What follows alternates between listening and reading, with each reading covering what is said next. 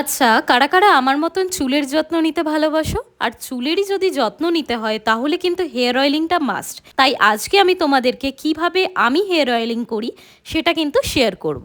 আমি এখানে ইউজ করছি নর্মাল কোকোনাট অয়েল, যেটাকে একটু হালকা আছে গরম করে একটা পাত্রতে ঢেলে নিয়ে আমি কিন্তু একটা তুলোর সাহায্যে আমার মাথার সিতিগুলোতে দিয়ে দেবো।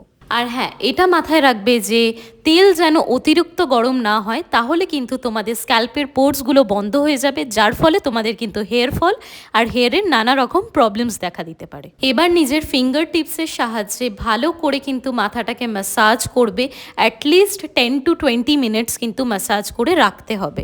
আর হ্যাঁ, এন্ডসগুলোতে কিন্তু ভালো করে অয়েলিং করতে ভুলবে না। অ্যান্ড ফর বেস্ট রেজাল্টস উইকে কিন্তু দুবার করে হেয়ার অয়েলিংটা করতে হবে। আর যাদের খুব ড্রাই অ্যান্ড রাফ হেয়ার তারা কিন্তু হেয়ার অয়েলিং করার সঙ্গে সঙ্গেই কিন্তু শ্যাম্পু করে নেবে না, অ্যাটলিস্ট একদিন রাখার চেষ্টা করবে।